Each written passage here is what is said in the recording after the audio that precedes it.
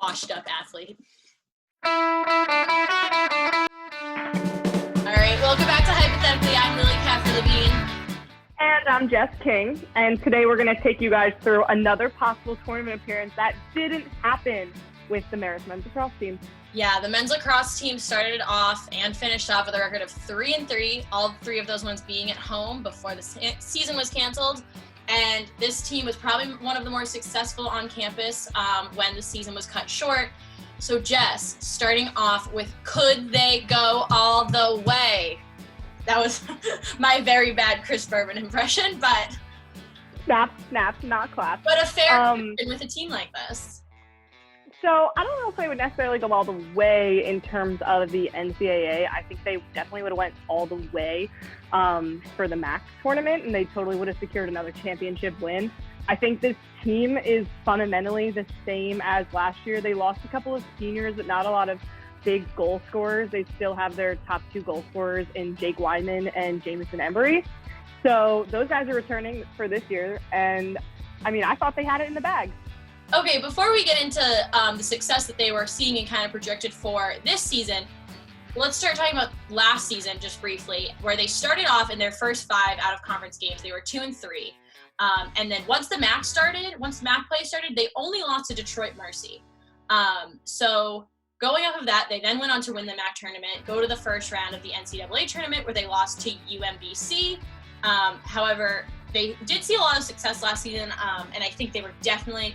all the talk they had about this season was using that momentum to really go into having a good season this season. And while they were 3-3, they were right at 500 when the season got cut short. That was better than they had done last season when they won the MAC and made it to the first round of the NCAA tournament. But they're fundamentally the same team. They have a lot of their key starting players, like on the attack end, coming back with Jake Weinman, Jamison Embry, who are key goal scorers, the top 2 on their team. I'm a little concerned, though, about their defense for the 2020 season. They were doing fine, but, I mean, they did lose 6 senior defenders who, off the field and on the field, were real leaders. But Coach Keegan Wilkinson highlighted Sam Allegrim, who is now was their captain of this potential 2020 season, saying that he was a key player on defense for them. He's experienced. He's a leader on the field. He's a leader off the field. So I think he probably would have been the guy to get this defense in motion and really would have put in the work for them. So I think, yeah, they could have gone all the way in the MAC. I don't know how much damage they would have done in the NCAA tournament, but they definitely would have been a presence there overall. Yeah, and then it's hard to tell because we really only got that one performance from them in this NCAA tournament last year. But when you kind of see their out-of-conference play, we've said this in the past, that going into conference play at 500 is not by any means the worst thing in the world, especially the way that these teams do set up their schedules to get a little bit more aggression, to get a little bit more competition in those out-of-conference games. So they go into conference play and they're really prepared for aggressive styles of play, for high speed, high intensity play, things like that. So I think it always is kind of important to look at those out-of-conference matchups with this kind of grain of salt of, like, you're playing these teams that are almost always nationally ranked in one way or another. And so with these teams being nationally ranked, Army is one of the big ones that Marist typically plays. And as we kind of talked about, Marist had a huge game against Army. Like I said, I think it made in the SportsCenter top 2 on SportsCenter top 10. So we don't spend the entire time talking about it. Jess, sum up the Army win in 15 seconds. I'm going to put you on the clock. All right, I'm going to put you on the clock. Are you ready? 15 seconds. 3, 2, 1, go. So this was a huge at-home win for the Red Foxes. The crowd was there. The people were pumping. It was a really tight first quarter. You know, the Red Foxes rallied to keep Army scoreless for nearly 30 minutes in the second quarter. And then in the third quarter, things were coming back, but they still won 17-9. Boom, 15 seconds. There we go. On the dot? It was 15:57, but I'll take it. You kept it under 16, so I think we're good there. But like Jess just said, in 15 seconds, huge win for them, beating that nationally ranked team. And then again, a lot of momentum that I think going into the rest of conference play, and then I think that would carry them even further into the MAC. There were some definitely big performance for some players that I think we are missing out a little bit on with the rest of the season being canceled, kind of the ceilings that these guys were able to hit. One of them being that I think it would have been really cool to see what midfielder Joe Tierney would have done with another MAC tournament run and even possible a run into the NCAA tournament. He scored 4 goals in the semifinals of the MAC tournament last year versus Canisius, and he had a hat trick in the MAC championship against Quinnipiac. He was 11 assists away from breaking the top 10 all-time assist list. He already had 7 this season, and he had a career-high 4 assists in their final game of the season against Delaware.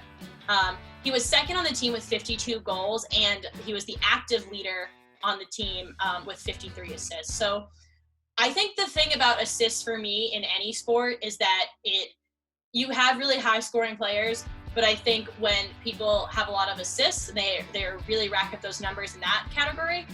It shows kind of like a contribution to the larger picture. Obviously, scoring goals is important, and it's a wonderful contribution to any team. But you kind of see that the work he was putting in was very beneficial to the team and to like the greater good of the team in a very cheesy kind of way to say it. No, I agree with you 100%. I think like the depth that this team has off the bench and the ability to share the ball and to work as a team is so crucial. You can't be a team and then not act like a team. For me, some performances that I'm going to miss out on this season were from Peyton Smith. He was preseason co-player of the year with another player in the MAC. He played in all 17 games last year as the primary faceoff specialist, and he finished the season with a .630 faceoff win percentage, and that was ranked 11th in the entire NCAA. So I think those stats kind of tell the story itself. Somebody else that I want to highlight that I did mention for Jake WEINMAN, he's a big goal scorer for Marist, and like we mentioned, I agree, like you need to have assists that keep the team going and somebody that you can count on, but like we also can't deny that points are what wins games at the same time. And Jake WEINMAN is a big producer for them. He led the team with 33 goals and 41 points total in 2019. He tallied a hat trick plus an assist against Quinnipiac in the MAC championship game. That's clutch. I think this guy is a really clutch player. He actually had a highlight on SportsCenter Top 10 from that Army game. Behind the back score, really cool. Had to throw that in there. Flex Marist on the grid. But no, yeah, this team's special. Their seniors that we've seen collectively come together. They have great team chemistry the same way I harp on the women's basketball program for having good team chemistry. I think that trickles down from the top. So I give a ton of credit to head coach Keegan Wilkinson. I think he recruits well. I think that's why they have a great bench. I think that's why they communicate well on the field. That's why their best player in the face of their program right now, Joe Tierney, is leading in assists rather than leading in goals scored. Just great team chemistry, and I like the way that this team is kind of built. All right, so the Ken Mink Award for this week. I'll start with mine because it's a little bit of a disclaimer. The person that I picked for the Ken Mink Award this week is Jake MACGREGOR. He is technically a redshirt junior. However, the athletic department did include him in their kind of senior highlight for this team. So I thought that counted. And I also think he's had a very interesting career that I wanted to talk about in being someone that I think, if he has the opportunity to do so, should come back and do it another year. He has been the goalie on this team for a little bit, including in their MAC championship run last year and into their NCAA tournament run in the first round. So he is tied for third on the all-time goalie list for wins with 13 wins. He didn't see much playing time until his redshirt sophomore year, and that's when he kind of started bringing up these big numbers. He was a huge part in their MAC championship win. He had 12 saves in that win against Quinnipiac. And the reason that I think that he either should do another year if that's an option for him, or that I would kind of like to see more, see kind of what else he has in him, is because he didn't really get a lot of playing time until recently. I'd really like to see kind of what he has left in him, and I think that taking an extra year, if possible, would be something that would be really interesting to see, kind of see what else he can contribute, because he hasn't had a ton of playing time, but the playing time he's had, he's really racked up some good numbers here and there. So I think that would be cool to see what he can do with another year, but I guess we'll see how it works out. So this week, I am going to bestow the honor of my Ken Mink Award to Joe Tierney, senior captain of the Marist men's lacrosse team. This season, he was also honored to rock the number 34 jersey in honor of the late Eddie Coombs, who passed away a couple of years ago and was a member of the Marist lacrosse program that unfortunately never got to finish his time at the school. Each year, the Marist men's lacrosse senior who best represents outstanding characteristics of passion, determination, energy, and a great teammate gets honored with that, and Joe Tierney was chosen this year. So obviously, we've talked about a lot in this segment that he was a good player. He leads the team in assists, in goals. He's an outstanding player on and off the field. So I think naturally, the Marist fan base for this men's lacrosse team would love to see him get a proper finish to his time with the program. And we can talk stats all day. We've talked a lot about them in this episode, but he really was a crucial player to this team. And wearing number 34 and then having the season abruptly end, like, that's the definition of unfinished business, in my opinion. So I think he should definitely come back for another year. And Mackenzie Meany actually wrote a really cool article on Center Field about how the Marist men's lacrosse team is kind of like this brotherhood. And like I said, we can talk about that all we want, and, numbers matter, and team chemistry matters, and all things like that. But I guess we're never really going to know how that combination of things kind of played out together. You know what I mean?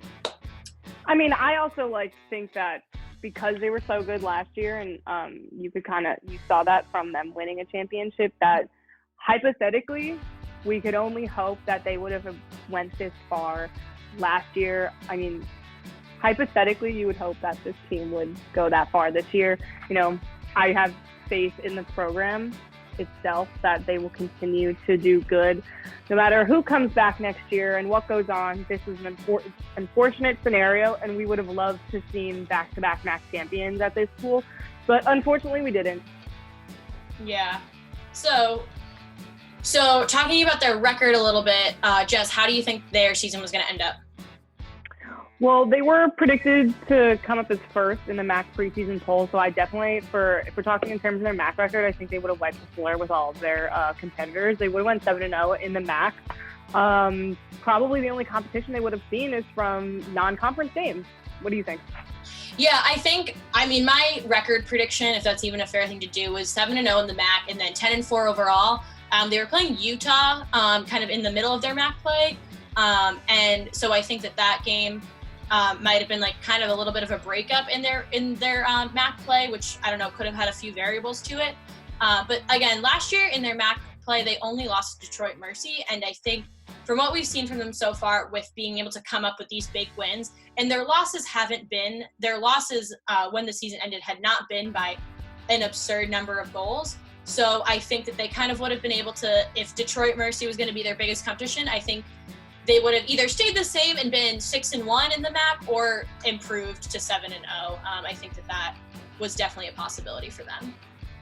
So I think that those are some fair predictions to make. But again, a lot of it was going to go into how are they going to take this momentum from these big wins at the top of the schedule to kind of pulling it through all the way till through the MAC tournament. But I guess we won't get to see exactly how that plays out. But I think that there were definitely some good things lining up here and there. That's the bittersweetness of all of this, Lily. All right, that has been this episode of Hypothetically. I'm Lily Caffrey-Levine. I'm Jess King. Thank you for watching once again, and we will see you next time. Da-da-da-da-da.